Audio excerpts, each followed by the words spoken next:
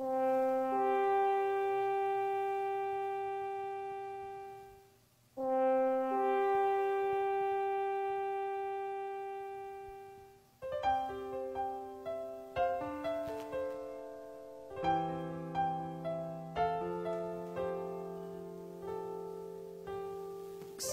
ang iyong mga mata, gumising na at magsaya. Kalimutan na ang problema, tayo na't magpuri kay Jesus. Buksan ang iyong mga mata, gumising na at magsaya. Kalimutan na problema, tayo na't magpuri sa Kanya. Hallelujah, hallelujah, hallelujah,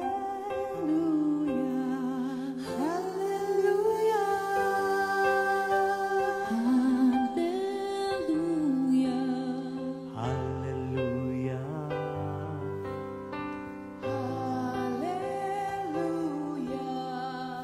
hallelujah.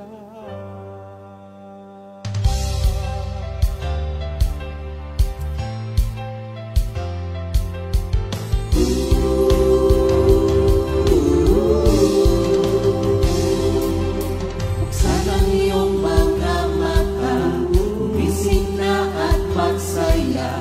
Kalimutan na ang problema, tayo na't magpuri kay Jesus. Buksan ang iyong mga mata, gumising na at magsaya. Kalimutan na ang problema, tayo na't magpuri sa Kanya. Hallelujah, hallelujah, hallelujah, hallelujah, hallelujah, hallelujah, hallelujah, hallelujah. Buksan ang iyong mga mata, gumising na at magsaya.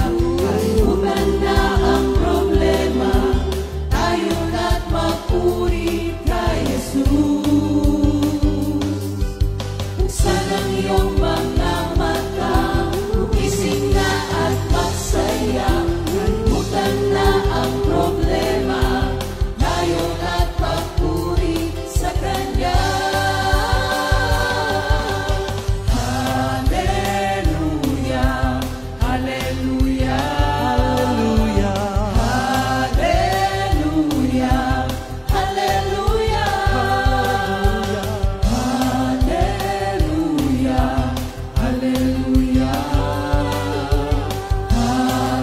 hallelujah, hallelujah. Di ka iiwan, di ka pababayaan.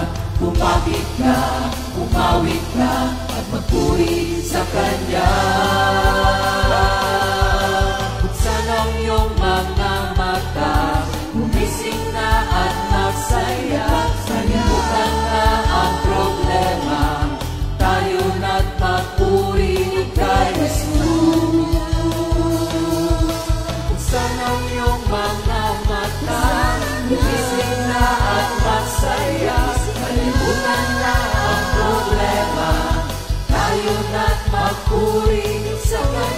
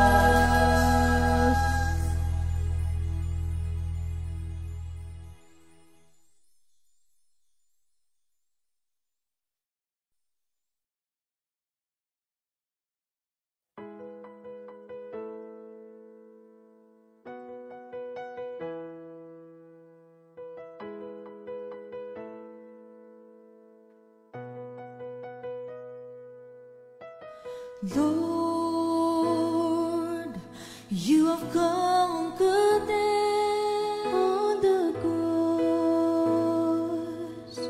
You died for our sins. You lift yourself way up high. You rose again, went up to heaven.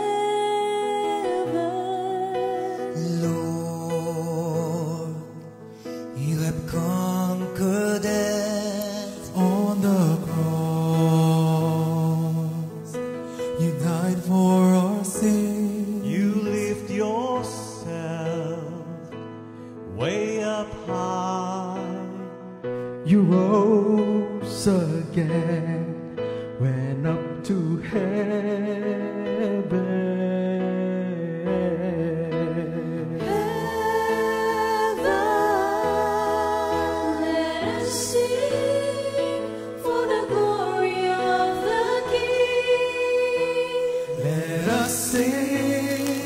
For the risen King, we glorify the Lord with music and hymns, worship and praise are due to Him.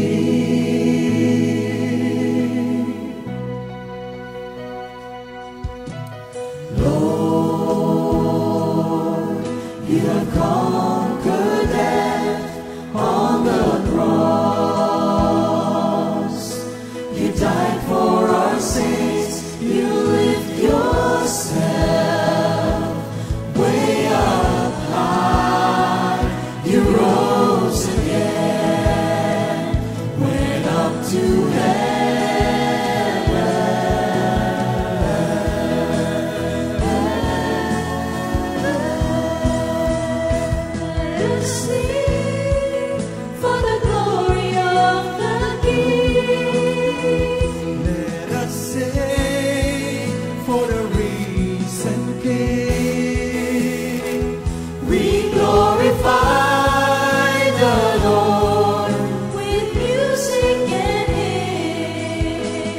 worship and praise are due to Him.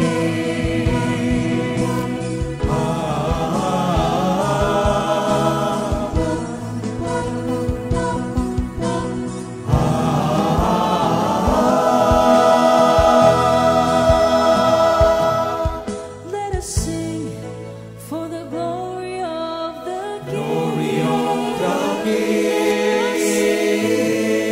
For the glory of the Risen King. For the glory of the Glory of the King. For the glory of the Risen King.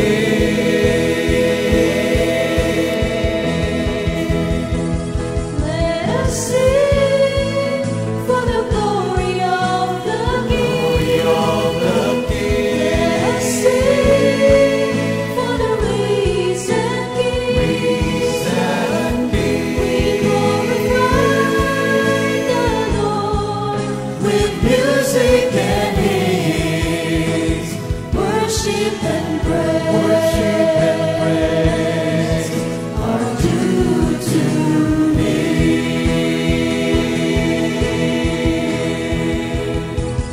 Let us sing for the glory of the King. Let us sing for the risen King. We glorify the Lord with music and hymns, Worship and praise. worship and praise, Worship and praise. worship and praise, Worship and praise. worship and praise the risen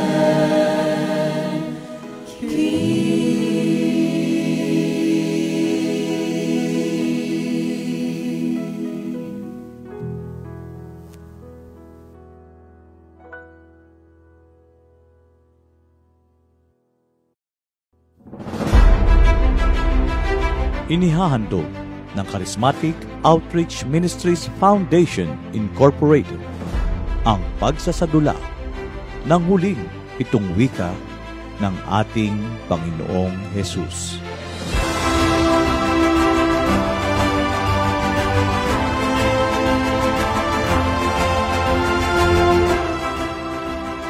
Nasusulat sa Juan 3:16. Sapagkat gayon na lamang ang pag-ibig ng Diyos sa sangkatauhan.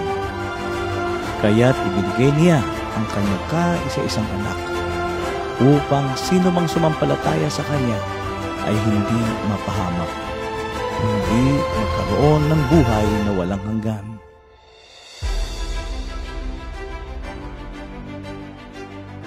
Sa kabila ng hirap at pasakit na sinapit ni Jesus hanggang sa kanyang pagkakapako, nag-iwan siya ng 7 huling wika. Hindi lamang para sa ilan, ngunit para sa ating lahat. Ang pang-apat na wika.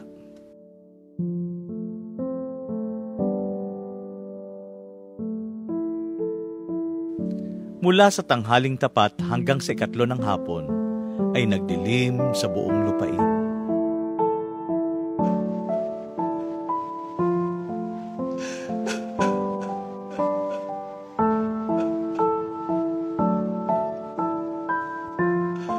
Na mag-aalas 3 na ng hapon, sumigaw si Jesus. Diyos ko! Bakit mo ako pinabayaan?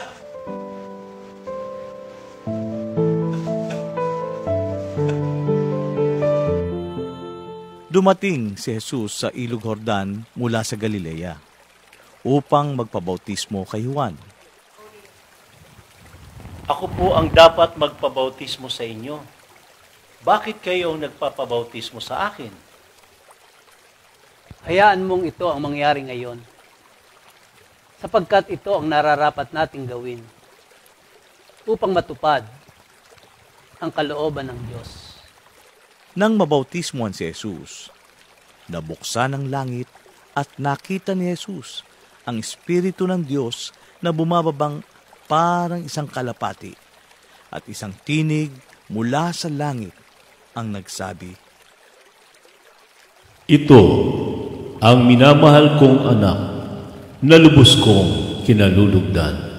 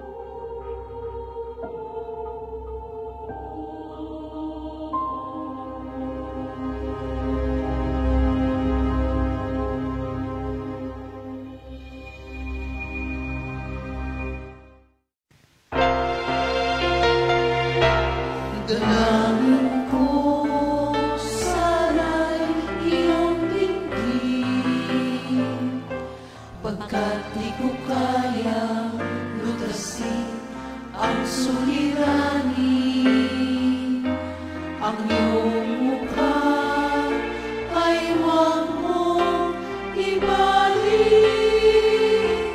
Pag-ibig mong wagas ang iyong kahabagan sa akin. Libing ay madilim, buhay ay bukas, kaluluwa'y nasadlang, iyong hanguin. Libing ay madilim, buhay ay bukas, kaluluwa'y nasadlang, iyong hanguin. Huwag mong ibalik ang banal mong mukha, ako'y kahabagan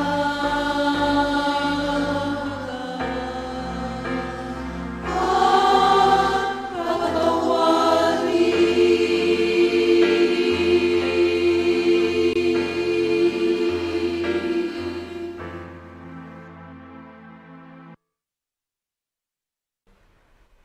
Good morning po sa ating lahat at welcome po sa special Holy Week presentation ng GMJ.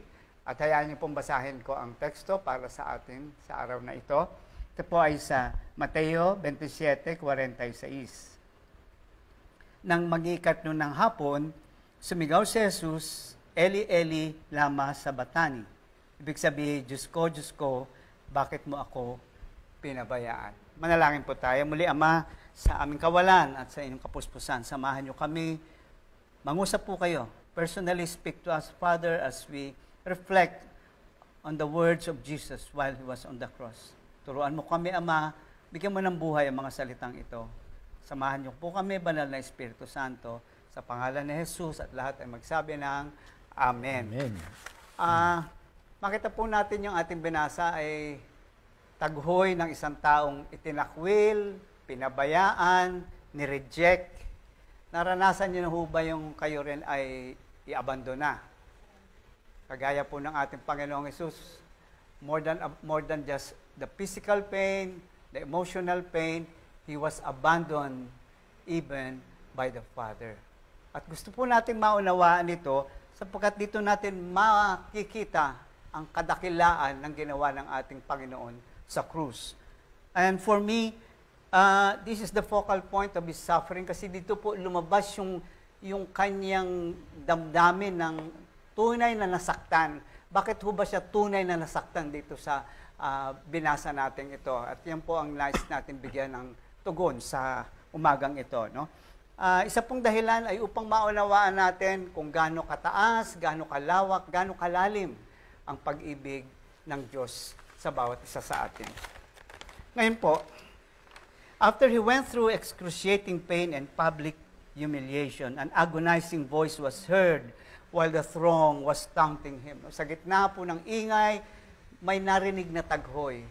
At ito ang taghoy ng isang taong hindi lamang po sinaktan, kung hindi niyurakan ultimo ang kanyang integridad bilang tao at pinagdamot ang kaluwalhatian niya para sa kanyang sarili sa panahong yun na nakapako siya sa krus. No? It was a cry of an abandoned man hanging on a cross, considered by his fellow Jews as dumb or accursed. Sabi nga po siya ay nahintulad. No? Lahat po kasi nung araw, pag ikaw ay ipinako sa krus, ikaw po isinumpa. Kaya nga po, forsaken, abandoned, no? Wala pong ititirang awa kapag ikaw ay ipinako sa krus. In fact, it's the most excruciating kind of death kasi matagal po mamamatay pagka ikaw ay pinako sa krus. No? So sa Galatians 3:13, alam natin, no? Curse is everyone who is hung on a tree. So ang ating Panginoon ay isang isinumpang tao, no? Sa harapan ng mga Hudyo. At tunay nga po, kung titignan natin ang nangyari sa Kanya, ay talaga nga pong isang taong isinumpa. Okay? Now, Jesus foreknew what will happen to Him upon becoming human. Alam po ng Panginoong Jesus, nadadaanan niya ito, noong pa man, bago pa nangyari ang lahat ng ito. In fact, bago pa nilikha ng Diyos ang sanlibutan, alam na ni Jesus na siya ay dadaan dito. Saan po ba natin makikita yan? Sa John 18:4.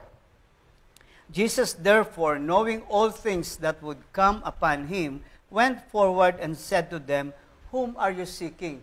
So doon po sa panahon na dumating na ang mga sundalo no, upang siya ay kunin, siya pa ang lumapit at nagsabing, sino ba ang hinahanap nyo? He knew it was the time, it was his time, na siya ay magsimulang dumanas ng lahat ng ito. So hindi siya nagulat na ang mga pangyayaring ito ay nagaganap sa kanyang buhay. Siya nga po ay handa na. In fact, sabi nga ng salita ng Diyos, his face was like a flint, no? Looking to Jerusalem. Nakahanda na po siya. Bagamat hindi madali, pero naroon na po ang kanyang puso, ang kanyang damdamin, ang kanyang isipan upang ihanda ang sarili niya sa mga darating na tinatawag na mga suffering, no, na dadanasin niya. Na noong pa man ay alam na niya. Yet he still prayed 3 times to the Father if it was possible for his suffering to pass away from him. His suffering were not just mere physical but emotional and spiritual as well. In spite of that, in spite of his knowledge, yet he still prayed for it. Yan nga po sinasabi ng mga scholar na this is the human side of Jesus Christ, no? Pero more than the physical, mamaya may ipakikita pa tayo kung bakit ipinanalangin niya ito. Kung bakit siya nagsabing, Ama, Ama, bakit mo ako pinabayaan, no? It was an unbearable suffering even to the toughest man alive, to say the least. And yet, he totally submitted to the will of his Father. Kaya nga sa Matthew 26:42, anong sabi niya? "O my Father, if this cup cannot pass away from me unless I drink it, your will be done." No? There was a struggle. Sabi nga, siya ay nagpawis ng dugo, di ba? No? Kasama ang tubig at pawis. Why? Because it was a very difficult decision that he has made. But at the end of the day, makita natin yung kanyang, unang-una, yung kanyang pagsunod sa Ama. Pangalawa, yung kanyang layunin kung bakit siya bumaba dito. Hindi nawala sa kanya yon, no? He was looking forward to the end result. Hindi lang niya tinignan itong mga pangyayaring ito, kundi yung magiging bunga niyan. At yan ay walang iba kundi ang kaligtasan nating lahat, no? Imagine, no? Alam mong dadaanan mo yon. Pagkatapos, ang masakit pa po nito, yung mismong mga taong gusto niyang iligtas, ang siyang yumurak sa kanyang pagkatao, sinuntok, binuntal, sinipa, ano tawag doon, no?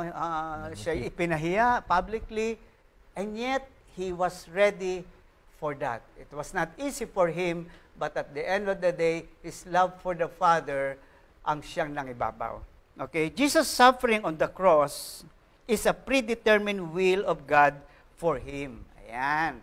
So sa madaling salita, ito ay isang itinakda ng Ama para sa kanya. Kaya nga sinasabi ng ibang mga scholar, noong pa man sa mata ng Diyos, pinako na sa krus ang ating Panginoon. Kaya lang ito ay nakita natin during the history, no, nang siya ay pumasok sa history ng mankind. But way before that, in the eyes of God, Jesus actually was crucified. Saan ba natin makikita yan?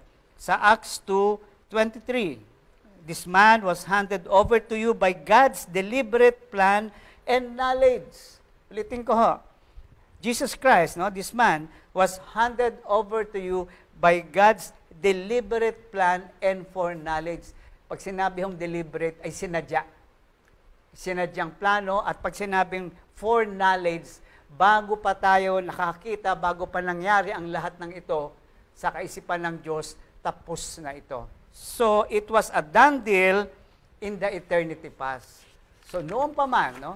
In the eternity past, wala ho kasing time and space pag nag-refer tayo sa Diyos. That's why we normally use eternity past. No? In the eternity past, this was a done deal.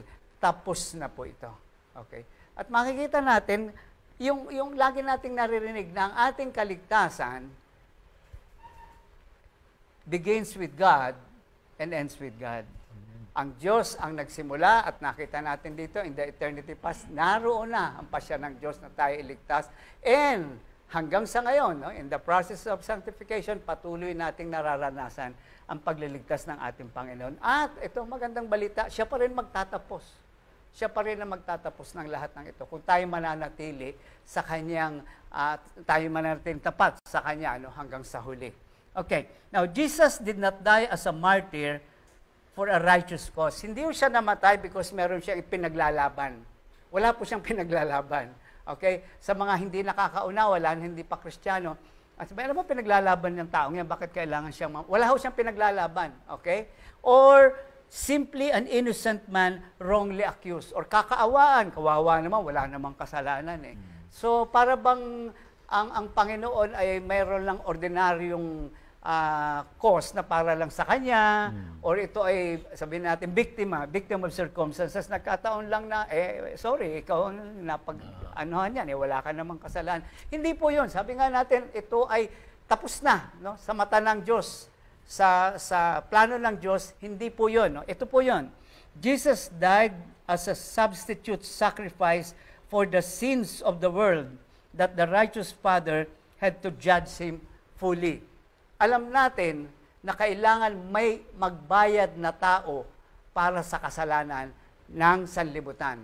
Subalit hindi naman tatanggap ang Diyos na kung sino lang na ialay. Kailangan ng ialay na perfect, kagaya sa Old Testament, no? Walang diferensya yung tupa na iaalay, walang sakit. Ganon din po, no? Si Jesus po ang ganap na alay sa ating Diyos, sa kanyang Ama, sapagkat siya ay malinis, walang kasalanan, at higit sa lahat ng tao, siya lamang ang nakasunod na ganap sa batas. That was why he was a perfect offering to the Father. So yung offering na ginawang yon, Galatians 3:13, Christ redeemed us from the curse of the law by becoming a curse for us. May isang taong dapat magbayad upang ang katarungan ay matanggap ng Diyos, because we violated God, no? The whole mankind. Kailangan isang tao magbayad. At sino ang nagbayad nito? Kaya ho siya naging tao. Upang sa kanya makarating ang galit ng Diyos sa lahat ng kasalanan ng sanlibutan. Siya ang tumanggap ng lahat ng ito. Lahat ng kasalanan natin, malaki o maliit, now, in the past, in the present, or in the future, lahat po yan inilagay sa katauhan ng ating Panginoong Jesus, no? For 2 Corinthians 5:21, for He made Him who knew no sin to be sin for us, that we might become the righteousness of God in Him, no? Ibinigay, itinalaga ang lahat ng karumihan ng sanlibutan kay Jesus, no? At siya ang naging, in fact, at that point in time on the cross, He was the embodiment of sin. Kumbaga, lahat ng kasalanan ng sangkatauhan ay inilagay sa Kanya upang ito ay makatanggap ng righteous judgment mula sa Panginoon. At dahil dito na ito'y Kanyang ginawa, nagkaroon tayo ngayon ng katwiran sa harapan ng Diyos na tanggapin natin si Jesus, ang Kanyang pag-aalay, ang Kanyang sakripisyo, at ang Kanyang katagumpayan sa krus. Dahil dito, tayo ngayon na tumanggap din sa Kanyang anak na si Jesus ay may magandang ugnayan sa Diyos, sapagkat sa harap ng Diyos, bunga ng ginawa ni Jesus, tayo'y may katwiran na sa harapan ng Diyos. Okay? It is certain that God approved of Jesus' sacrifice and that Jesus was innocent. Mamaya, i-discuss po ni Brother Dodi yun. No? Mas ma-appreciate natin ito. Pero totoo po yun, ano? Inaprubahan ito ng Ama, yung sakripisyong yun. So everything, the details of everything was wala hong iniwanan in, sabihin, pinabayaan o hindi binigyan ng pansin. Tulad ho ng paggawa ng altar kay Moses, di ba? Lahat ng detalye, kung ano ilalagay, anong kulay, kompleto eh. So ganun din po dito. Every detail of the life of Christ in this earth has been approved in spite of the fact that Jesus was innocent. Yun nga po i-discuss ni Brother Dodi, siya ay namatay sa krus. Okay? He had done nothing to lose his Father's favor as God's own Son. Wala siyang ginawa na maaaring maging dahilan para siya parusahan ng Ama. In fact, listen, God still loved him. Ha? God still loved him while he was on the cross. Hindi siya galit kay Jesus. Kundi, ibinagsak lang niya ang kanyang judgment sa sangkatauhan sa isang tao na nakatanggap-tanggap sa Kanya. At dahil ito'y tinanggap ng Diyos, itong alay na ito, nagkaroon nga tayo ng kaligtasan. So, andun pa rin ang pag-ibig ng Diyos. So, ang tanong ay ito, bakit sumigaw ang Panginoon ng Ama, bakit mo ako pinabayaan? Very crucial po ito. Kasi sabi, ba't ganun? Diba? Yun pala, dami na natin Ito po unang-una. First, He cried out those words for the benefit of those who heard Him. Ito po ay Kanyang itinaghoy para sa mga taong naroroon. Para sa crowd. Bakit po? Jesus pointed to the prophecies of Psalm 22, which was familiar to every Jew. Ang lahat po ng Hudyo, ay familiar sa Scripture. Yan na yung Old Testament. No? Yan ang kanilang Biblia. Pareho lang naman ang Biblia natin sa kanila. No? At alam nila, ang mga bawat talata dyan, lalo na sa awit ni David, na naging hari nila. No? At dito makikita natin, pinoint out niya yung Psalm 22, yung prophecy tungkol sa darating na Mesiyas. At ano po ba ang nakalagay sa Psalm 22 verse 1? My God, why have you forsaken me? So sa isang Hudyong nakikinig doon at sasabihin, ito ang mga salita ng inaasahan nilang Mesiyas at ito ang lumabas sa labi ng ating Panginoong Hesus. So, hindi yun po para magreklamo. Hindi yun po para magalit sa Ama na ba't mo ako pinabayaan. Hindi po. Kinukot lang niya yung Psalm 22 verse 1 na prophecy tungkol sa Kanya. He was teaching and proving to the crowd that the prophecy was fulfilled in Him. So even nakapako na siya sa krus, nagtuturo pa rin siya, no? Na ako ang Mesiyas, no?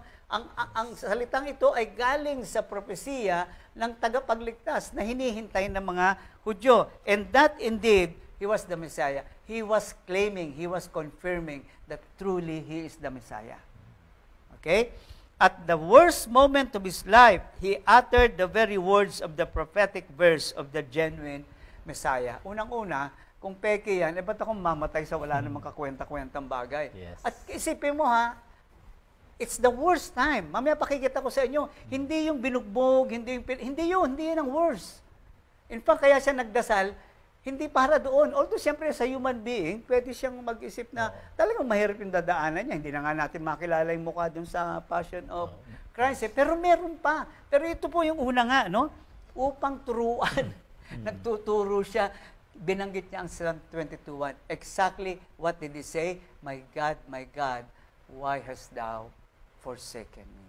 So, kaya po niya sinabi yun. For the benefit of the people who were there.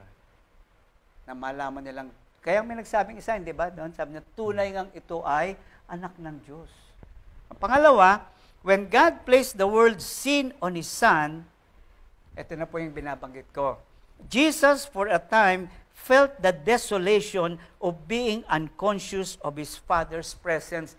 Dito po talaga hirap na hirap ang puso ni Jesus. Because for the first and the last time, tatalikuran siya ng Ama. Since time, from eternity past, they were united perfectly. The relationship was intimate, it was perfect. But on the cross, for the first and the last time, He did not experience the presence of the Father. Doon siya hirap. Kaya sabi niya, Father, pwede bang wag nang dumaan?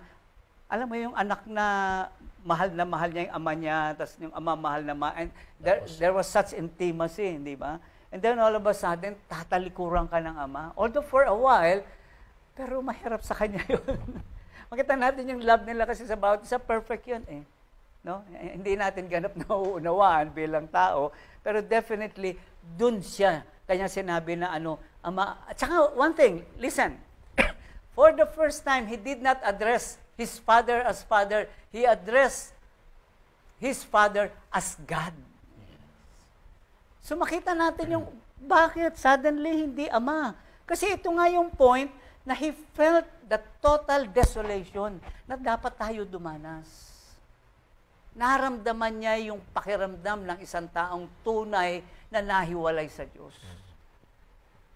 Kaya He is the best representative. He really identified with us. Even the pains of hell, in a sense, was felt by Jesus Christ, because hell is where the absence of God is. No? Wala ang Panginoon doon. So, he addressed the Father as my God. God turned his back on Jesus because he could not look upon sin. Jesus himself. Tandaan natin, ang kasalanan, the very person of Jesus as a human being, no, became sin. Jesus became sin. At hindi niya kayang tignan ng kasalanan. Imagine mo nga naman, lahat ng kabulukan, lahat ng mali, lahat ng hindi magagandang bagay na ginawa natin at mga karumihan sa mundo, paano nga naman niya titignan? So for the first and the last time, tinalikuran niya ang anak niya. Kaya sabi niya, Diyos ko, ba't mo ako pinabayaan? He was speaking as a man. Yes. He was not speaking as a son of God in a sense that he wanted us to realize how much, unang-una, intimacy he has with the Father. At pangalawa, upang maunawaan natin kung anong uri ng sakripisyo ang kanyang ginawa para sa atin. Mahirap po yun. Mahirap po talaga yun. No? Kahit nga yung mga ina sabihin ako na lang po, di ba? Ako na lang po, wag na niyong galawin ang anak. Kaya mo yun eh. Kaya sabihin natin, kakayanin mo, para sa anak mo pa yan, di ba? Pero yung ginawa niya, makasalanan pa tayo, ginawa na niya eh. Wala naman tayo credit. We don't have any credit. Can you see the love of God? That He was willing to be abandoned by His own Father. By His own Father, by God Himself. Just so we will never have that kind of experience. Kaya nga nasasabi lagi natin, salita ng Diyos, He will never leave me, He will never, yes, God will never leave us nor forsake us. No? Pangatlo, it was for our benefit. Ayan. Para sa atin din po ito, that Jesus cried out that He has fulfilled His messianic mission, that is, to receive the righteous judgment of God to mankind. Kinakausap din po tayo ng Panginoong Jesus na nagawa na niya ang dapat niyang gampanan bilang tagapagligtas. Kaya sabi niya, it is finished. No? And when He said, it is finished, it is perfect. It is perfect. It was accepted by God. God has been, ang tawag dito, vindicated, no? Sa ginawa natin. And now, the heaven's door is open because of what Jesus Christ did. Matindi po talaga, no? Dito makikita natin sa Tagalog, para mas maunawaan natin, ano ba ito? Para bang love letter ni Lord ngayon, no? Habang pinag-uusapan natin ito. Sa Isaiah 53:4-5. Tunay ngang inalis niya ang ating mga kahinaan, pinagaling niya ang ating mga karamdaman. Subalit inakala natin ito'y parusa ng Diyos sa Kanya. Ngunit dahil sa ating mga kasalanan, kaya siya nasugatan. Siya ay binugbog dahil sa ating kasamaan, tayo gumaling dahil sa pahirap na dinanas niya at sa mga hampas na Kanyang tinanggap. Gumaling tayo sa ating espiritual na buhay. Iniligtas niya tayo sa isang tiyak na kamatayan. Naroon ang pag-ibig ng Diyos sa ating lahat. Finally, He withered in anguish not from the laceration of His wounds, nabanggit ko na ito, but for the painful loss of fellowship with His Father that His becoming sin for us had brought. Yun po ang pinakamasakit sa Kanya. Yun po ang pinakamasakit sa Kanya. For the first and the last time, the Father turned His back to the Son. And for this, He was willing to go through to tell us how much He loved us. When He cried out, my God, why have you forsaken me? Jesus is telling us, this is how much I love you. So sa atin po, sa panahon ng mga pagdurusa, look at the cross. Look at the cross. Listen to the voice of the Master telling you that He went through this just for you alone. No matter who you are and what you have done, Jesus said, I love you. Handa kong pagdaanan ito, alang-alang sa iyo. So, sa ating patuloy na pag-aaral, Brother Dodi, Minister Dodi will elucidate further on what we have been discussing. Amen. Thank you, Lord. Purihin po ang ating Panginoon. Sa atin pong pagpapatuloy, in connection dun po sa nabanggit ni Minister Ernie, nais ko rin pong basahin dito sa aklat ng Mateo sa Tagalog, talatang 13 hanggang 17. Ganito po ang mababasa natin. Dumating si Jesus sa Ilog Jordan mula sa Galilea upang magpabautismo kay Juan. Ngunit tumutol si Juan at patuloy na sinabi, "Ako po ang dapat magpabautismo sa inyo. Bakit kayo ang nagpapabautismo sa akin?" Subalit sumagot si Jesus, "Hayaan mong ito ang mangyari ngayon sapagkat ito ang nararapat nating gawin upang matupad ang kalooban ng Diyos." Kaya't pumayag din si Juan. Nang siya'y mabautismuhan, umahon si Jesus sa tubig. Biglang nabuksan ang langit at nakita ni Jesus ang Espiritu ng Diyos na bumababang parang isang kalapati at dumapo sa kanya. At isang tinig mula sa langit ang nagsabi, "Ito ang minamahal kong anak na lubos kong kinalulugdan." Ayan, purihin po ang ating Panginoon. Ang atin pong mga talatang binasa at narinig, ito po ay patungkol sa pagbabautismo sa ating Panginoong Hesukristo. And Jesus' baptism was necessary to accomplish God's will. So ito po ay, this is one of the phenomenal scenarios in the New Testament. Ibig sabihin po ay kahanga-hanga at saka talagang pambihira itong pangyayaring ito. Kasi pag inisip natin, ano ba ang dahilan bakit dapat mangyari ito sa ating Panginoon Jesucristo? Kaya nga ang sabi roon, when Jesus asked John to baptize him, John was reluctant to do so. Ibig sabihin po ay merong pag-aatubili. Talagang kung pwede lang wag mangyari, talagang ayaw sana ni Juan. Pero siya po ay sinagot ng ating Panginoon. Pero bago po yung sagot, kasi ang sabi rito alam kasi ni Juan that Jesus was superior to him in character, status, and authority. Correct. So, kaya po itong senaryong ito ay bagamat ayaw ni John na maganap yung ganon, ang sagot ng ating Panginoon sa talatang 14, sinansala siya ni Juan na ang wika, "Ako po ang kailangang bautismuhan ninyo at kayo pa ang lumalapit sa akin." So, ito po yung naunang salita ni Juan, bago sumagot ang ating Panginoon Jesucristo kasi ayaw nga po niya mangyari. So, ang nakikita po nating dahilan nga po dyan kasi ang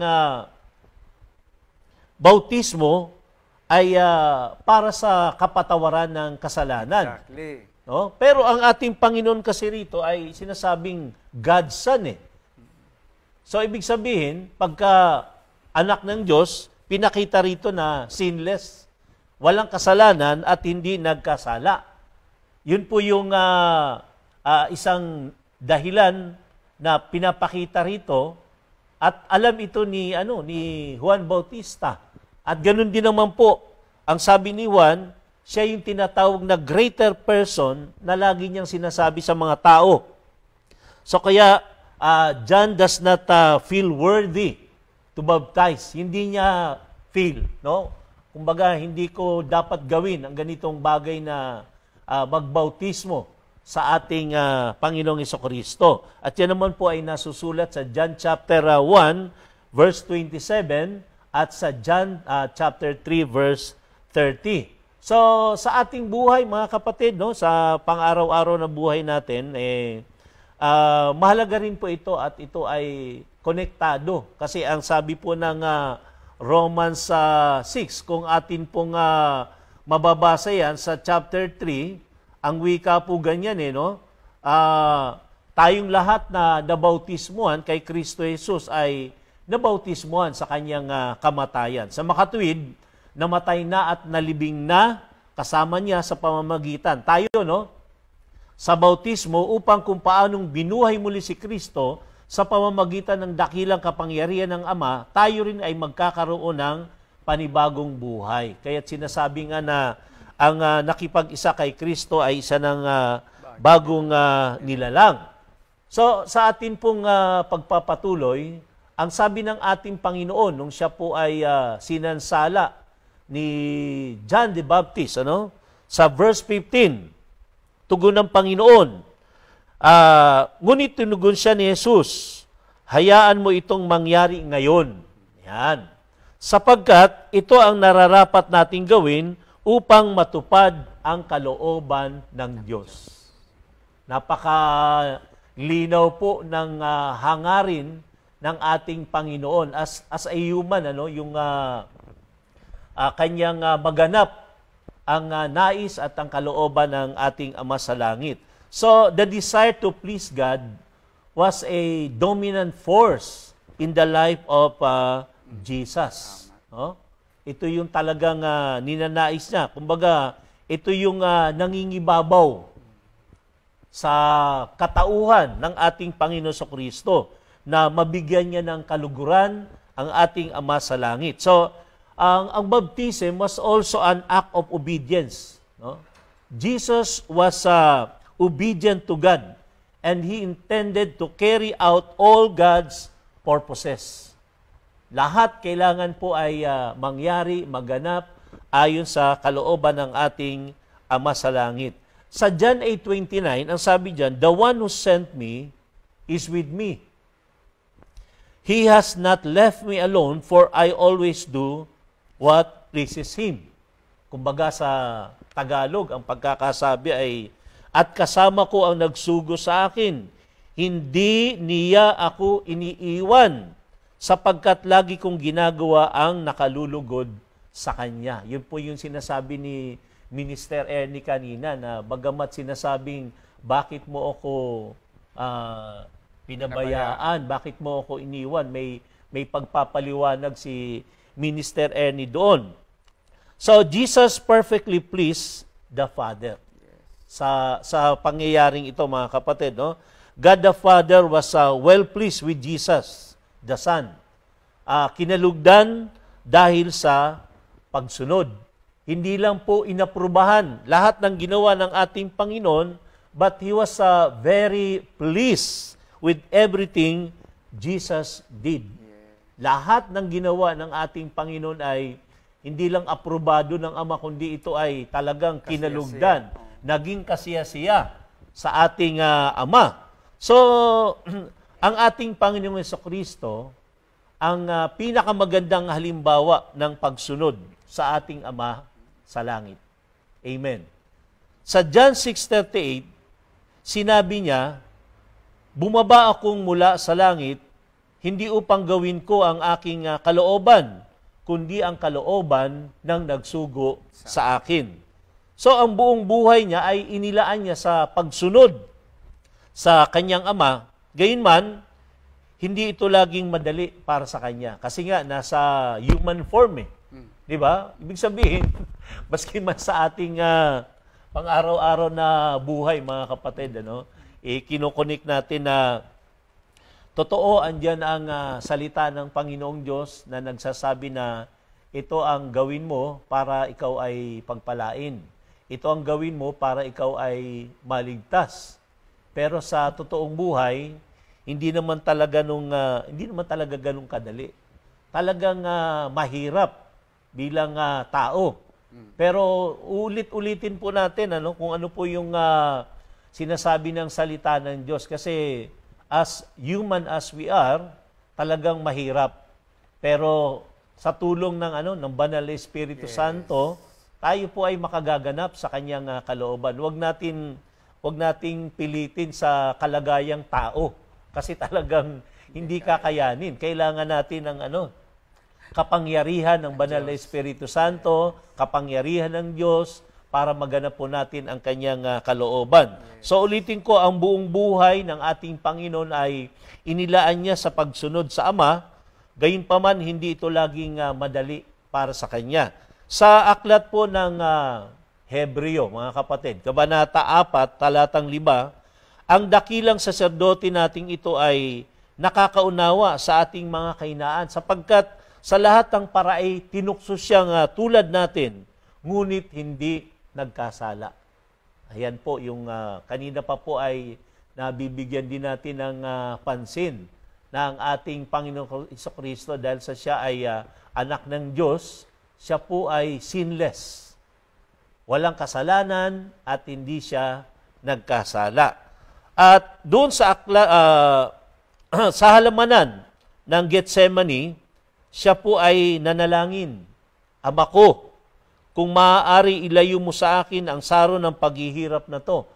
Gayunman, wag ang kalooban ko, kundi ang kalooban mo ang mangyari. O, kumbaga masunod, kasi nga po ito ay panalangin ng isang taong physically ay talagang nakakaranas ng, sabihin natin, hirap, no, mga kapatid. Kahit sino man tao, pagka nararanasan yung hirap, talagang ang panalangin ay ganun na lang. Yung talagang kung pwede lang mawala o alisin kung ano man mga hirap na nararanasan natin. Ganun pa man, ang panalangin ng ating Panginoon Jesucristo ay hindi yung gusto niya ang mangyari, kundi talagang ninanais niya ang kalooban ng Ama ang masunod. So, Matthew 26:39, yun po ang sinasabi sa atin. So, dahil sinunod ni Jesus ang kalooban ng Ama sa lahat ng bagay, no, ginawa niyang posible ang kaligtasan para sa ating lahat. Baga, naging posible. At nangyari na nga po yun dahil, yun na nga, yung inako niya ang ating mga kasalanan. So, yung matibay na mga salita na sinasabi ng Juan 3:16 na yung pag-ibig ng Diyos sa tao, sa sanlibutan, ibig sabihin sa ating mga tao, ganun na lang kasi binigay niya ang kanyang bugtong na anak upang tayo po ay hindi mapahamak kundi magkaroon ng buhay na walang hanggan. Kaya naging posible, no, ang kaligtasan para sa ating lahat. So, Isaiah 53, verse 10, mga kapatid, sinabi ni Yahweh, ang kanyang paghihirap ay kalooban ko. Inihandog niya ang sarili upang sa pamamagitan nun ay magkaroon ng kapatawaran. Dahil dito'y mabubuhay siya ng matagal. Makikita ang lahing susunod sa kanya at sa pamamagitan niya ay maisasagawa ang aking panukala. Nakakatuwang malaman na dahil sa pagsunod sa ating Panginoong Diyos, kasi yung pagsunod nagbubunga ng pagpapala, at tayo po ay nagiging kalugod-lugod sa ating Panginoong Diyos. At may mga talata naman na sinasabing pag ang Diyos ay nalulugod sa atin, maski doon sa Exodus 33:17, gagawin niya ang hiling natin sapagkat siya ay nalulugod sa atin. At doon din po sa 2 Korinto 5:9, yun naman po ay patungkol doon sa sinabi ni San Pablo na kung meron siyang pinakananais, yun po yung makapamuhay siya ng kalugod-lugod sa ating Panginoong Jesucristo. Kaya ito pong ating pagtalakay na sabi nga po patungkol sa kamatayan ng ating Panginoon Jesucristo at sa pagtalakay tungkol dito sa 7 wika ng ating Panginoon Jesucristo. Sinasabi po sa atin dito yung kaugnayan kung bakit itong isang talata ng Mateo 3:17. Ito po kasi yung sinasabing mga unusual signs. Makikita natin dito ng pagbabautismo sa ating Panginoon Jesucristo. Yun yung ating binasa. So the heavens were opened, the Spirit descended on Jesus like a dove, at yung sinasabi diyang the voice of God was heard. Kasi ang sabi po sa Matthew 3:17, then a voice said from heaven, "This is my own dear Son, with whom I am pleased." So meron pong mga significant yung mga bagay na sinabi dyan ng ating Panginoon.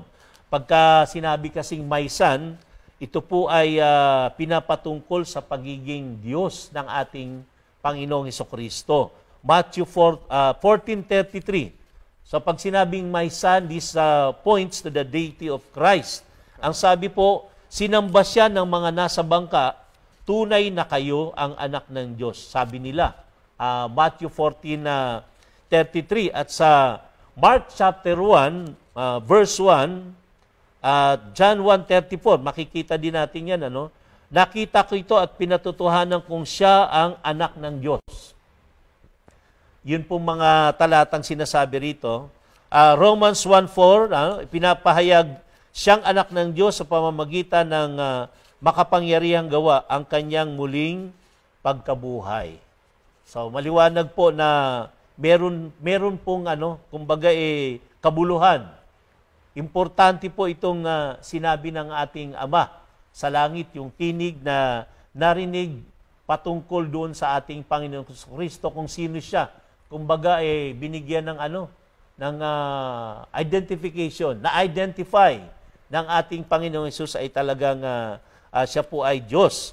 At dito rin po, ang sabi ay, whom I love, this point to the love within the Godhead. Yung sinasabi nating Trinity, kasi yung involved dito yung all members of the Trinity. Sa John 3:35, ang wika po ay, minamahal ng Ama ang anak at ibinigay sa kanya ang kapamahalaan sa lahat ng bagay. Yung pagmamahal ng Ama sa kanyang anak, yung pinakita rito. At Colossians 1 verse 13, iniligtas niya tayo sa kapangyarihan ng kadiliman at inilipat sa kaharian ng kanyang minamahal na Ama. So yung pangalawang binabanggit natin ay yung pagmamahal ng Ama sa kanyang anak. And lastly, yung sinasabing well-pleased. So this is my only son with whom I am pleased. Sabi po doon, ito po ay pinatutungkol naman kung papaanong ang ating Panginoon Kristo ay namuhay ng perpekto. This points to the perfect life Jesus lived. So, he was yet without sin. No? Hindi siya nagkasala, kaya nga sinasabing naging perpekto ang pamumuhay. Yung Hebrews 4:15, ang wika po ay, ang dakilang saserdote nating ito ay nakakaunawa sa ating mga kahinaan sapagkat sa lahat ng para ay tinukso siyang tulad natin, ngunit hindi nagkasala. At sa chapter 7, verse 26, pinakita doon na siya po ay banal, walang kapintasan o kasalanan. Ganon din naman sa 2 Corinthians 5:21, hindi siya nagkasala. Si Kristo. Ngunit dahil sa atin, siya'y ibinilang na makasalanan upang makipag-isa tayo sa Kanya at mapabanal sa harapan ng Diyos sa pamamagitan niya. So, yun po yung mga bagay na sinasabi natin dito. The one thing that a believer should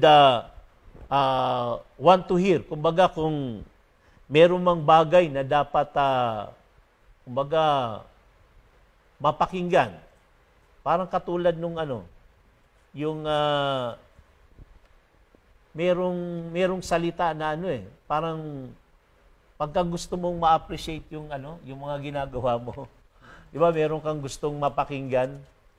Ito ang sabi rito, kung merong mang isang bagay na dapat na mapakinggan ang mga mananampalataya, ito yung napakinggan ng ating Panginoon Kristo. Yung sinasabi natin sa verse 17, this is my son whom I love, with him I am well pleased. So, purihin po ang ating Panginoon sa araw na ito, sa oras na ito, sa mga pag-aaral na atin pong natalakay, at alam kong marami pa po ang ipapahayag ang Panginoong Diyos sa atin. Minister Ani, bago tayo magpaalam, basahin muna natin ang Bible reading bago mag-closing prayer si Minister Dodi. No? Ito po yung Bible reading natin for today, no? April 14.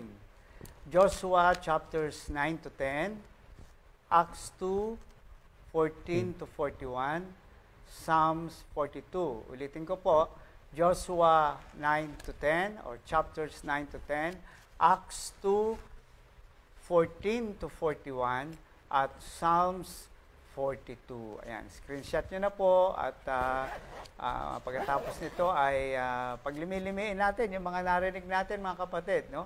Napakaganda po ng mensahe nitong isa sa mga huling salita ng ating Panginoon. At tayo sasamahan ni Minister Dodi para sa ating wakas na panalangin. Minister Amen. Dodi. Sige po, manalangin tayo mga kapatid. Dakila naming Ama sa langit, maraming salamat po sa araw na ito, sa oras na ito, sa pagsama mo po sa amin, sa pamamagitan ng iyong banal na Espiritu Santo, sa paggabay sa amin, sa pagbibigay ng karunungan upang patuloy po naming maihayag ang salita mo, ang salita ng katotohanan, patuloy na maging gabay sa aming pamumuhay at patuloy din pong magdulot ng paglago sa aming hindi lang sa kaalaman, kundi sa aming pananampalataya sa inyo.